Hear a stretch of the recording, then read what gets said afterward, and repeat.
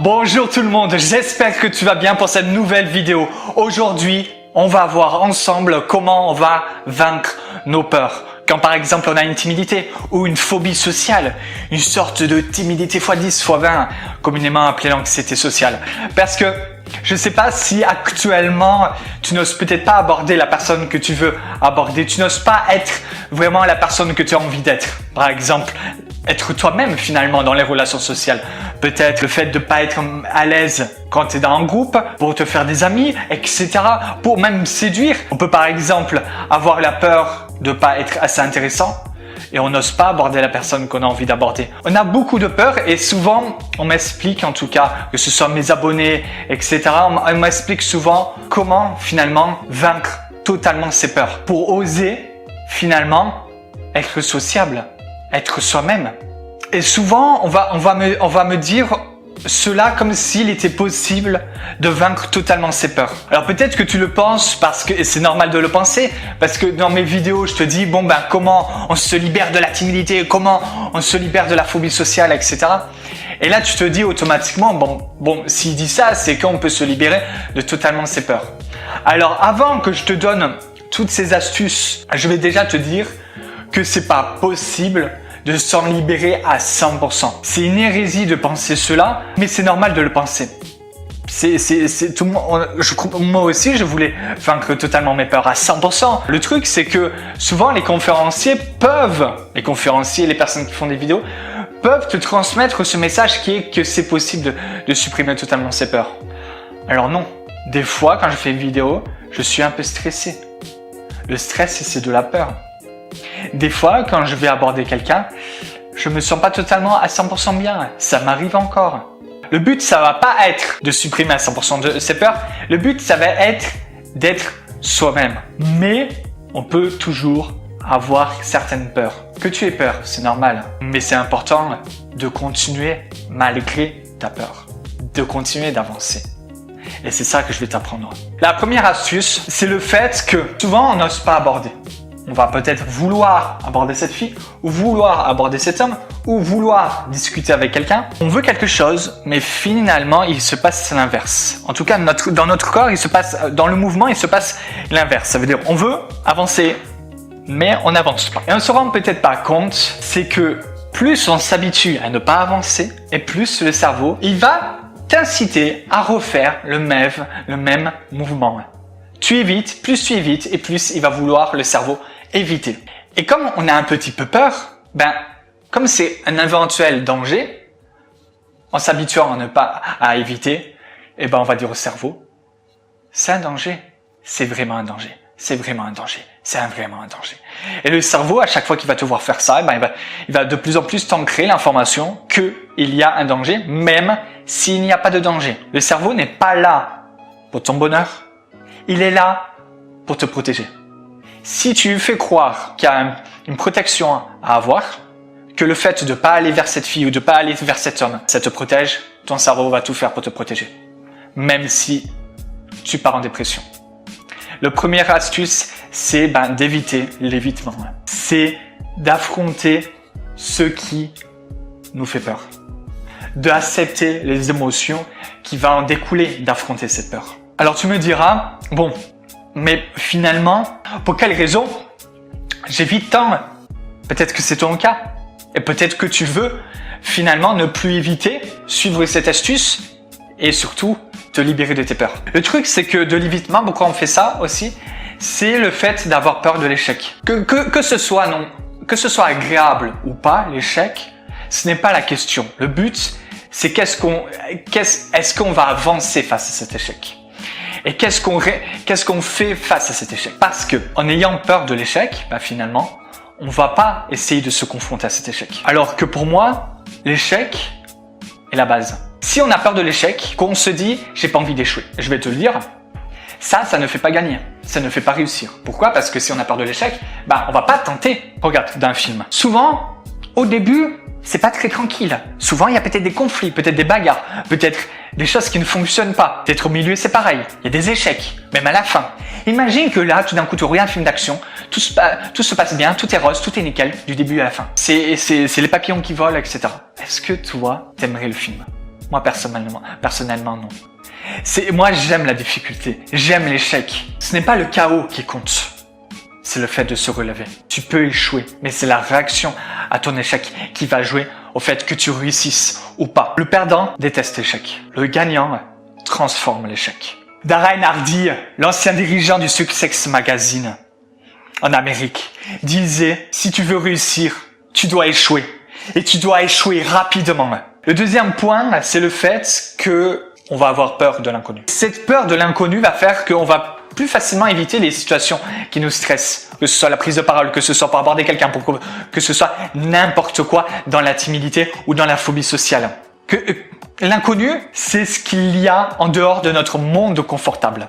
Notre monde confortable, c'est notre monde de compétences. Là, on se sent bien.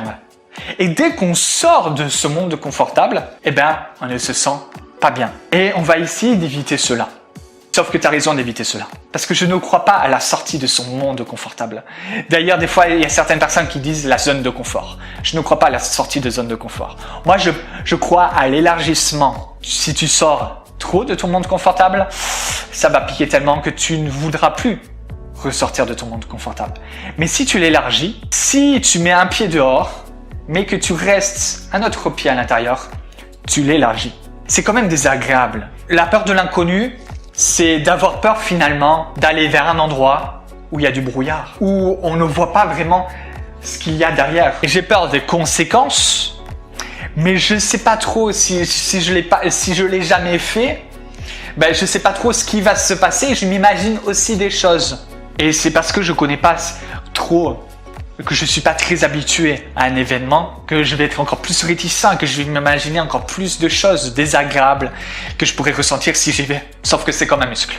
Moins on va vers l'inconnu et plus on s'atrophie. Et le cerveau aura de moins en moins envie. Plus tu vas vers l'inconnu, plus tu stimules cette partie limbique qui est que ça va commencer à t'aider à être plus relax, à être moins stressé dans les moments où l'inconnu est là. Parce que à force que le muscle s'atrophie, on est comme dans une prison. La prison est dorée, elle est en or. Nous, on a l'impression que c'est confortable parce qu'on est dans notre monde confortable. Mais le truc, c'est que quand on met pas le pied dehors, quand on le met pas souvent en tout cas, c'est que les barreaux vont commencer à rétrécir et à rétrécir. Toi, tu es toujours confortable. Sauf qu'au fur et à mesure du temps, au fur et à mesure des années, ton bonheur baisse. Tu as de moins en moins l'impression d'être toi-même.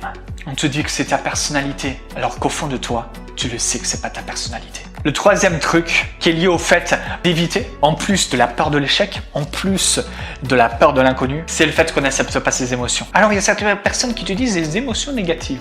Pour moi, il n'y a pas d'émotions négatives, il y a des émotions désagréables, des émotions agréables. Alors oui, des fois dans mes vidéos, je te marque en titre émotions négatives. Mais bon, parce que la majorité des gens comprennent émotions négatives et parce qu'elles sont désagréables et parce que avant je les acceptais pas du tout.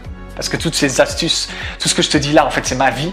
En fait, c'était ma vie. Et le fait de ne pas accepter ces émotions désagréables, ça va faire que dès qu'on va être dans une situation qui va nous stresser, n'importe lesquelles, où ta phobie sociale s'active, ou ta timidité s'active, on va croire à ce moment-là que les émotions qu'on ressent, que nos ressentis, sont pas à ressentir finalement, sont pas à accepter. On va souffrir et on va éviter de souffrir. Comme Freud, le père de la psychologie, le disait, l'être humain a tendance à éviter la souffrance pour aller vers le plaisir. Le problème, c'est que, comme toujours, en évitant quelque chose, on va de moins en moins le trouver agréable. C'est en allant vers ces émotions désagréables, que déjà, on va mieux les contrôler, les gérer. C'est en y allant, mais surtout en les acceptant, en regardant ces émotions. Surtout que grâce à ça, on va comprendre les messages de ces émotions. En gros, accepter ces émotions, c'est un peu comme si, là maintenant, t'assumes.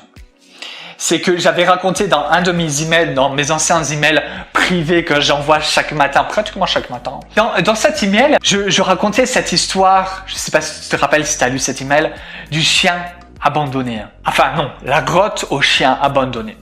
J'avais inventé cette histoire juste pour l'email. Je ne vais pas te la raconter en détail. L'acceptation, c'était que c'est comme si tu rentrais dans une grotte. Il fait noir, ce n'est pas agréable de rentrer dans cette grotte. Tu entends des bruits un peu bizarres, des petits échos. Et là, tu peux rencontrer un chien abandonné. Mais il est très agressif, ce chien. il est au fond de la grotte. Et tu te poses la question, est-ce que c'est vraiment un chien? Est-ce que c'est pas un loup? Et là, à ce moment-là, il est tellement agressif que tu as l'impression qu'il va te manger. Et le but, ça va être d'accepter d'entrer dans cette grotte, de pas forcément tout de suite aller vers ce chien qui a l'air très agressif, mais d'y aller progressivement, de mettre un pied.